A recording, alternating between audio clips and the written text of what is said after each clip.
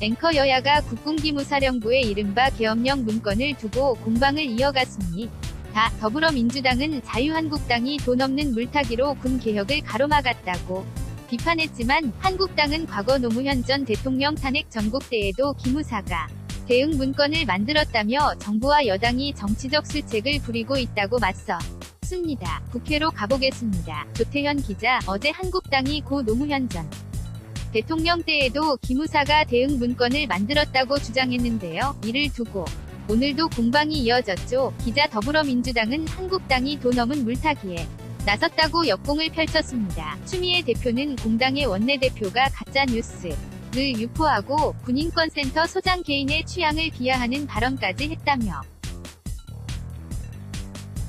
본질을 호도하고 기무사를 옹호하는 것이 한국당이 말하는 혁신인지 의심스럽다고 지적했습니다. 이어 한국당에 대응하기 위해 당 내부의 특별팀을 구성하고 즉각 활동을 시작하겠다고 강조했습니다. 기무사가 대통령과 국방부 장관의 통화 내용까지 감청했다는 의혹에 대해서는 군 최고 통수권자인 대통령도 두려워하지 않고 국민의 머리 꼭대기까지 올라앉았다며 그 대담함과 모함의 기가 막힐 따름이라고 덧붙였습니다. 반면 자유한국당은 2004년 고 노무현 전 대통령 탄핵 전국 당시에도 기무사가 대응 문건을 만든 점이 확인됐다고 맞섰습니다. 김성태 원내대표가 조금 전 기자간담회를 열어 전에 이석구 기무사령관 등이 참석한 가운데 간담회를 진행한 결과 이같이 확인됐다고 강조했습니다. 당시 기무사가 위기관리 단계를 3단계에서 2단계로 격상했다며 특별감찰 대상자 59명에 대한 집중감찰과 기자관리 방안은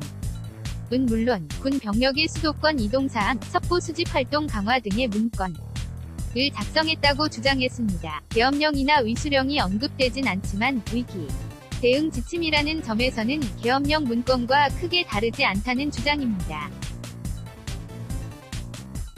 군인권센터에 잇따른 문건 폭로와 관련해서는 아무리 군 기강이 해이해졌다고 해도 기밀문서가 시민단체를 통해 공개되는 건 이해하기 어렵다며 적폐 몰이를 하기 위한 정권과의 결탁이 의심된다고 덧붙였습니다. 김병준 비상대 책위원장도 오전 기자간담회에서 시민단체가 어떻게 중요한 문건을 입수했는지 밝혀져야 한다며 문건을 보면 전망도 틀렸고 현실성도 떨어져 위기관리 지침 정도로 보인다고 설명했습니다. 바른미래당도 오늘 오후 군 관계자들과 만나 대체복무제 등을 논의했는데요. 이 자리에서 김동철 비상대책위원장은 국방부와 기무사의 진실 공방을 거론하며 송영무 장관의 해명이 옳다고 해도 국회에서 추태를 부린 것만으로도 장관의 능력이 상실된 것이라며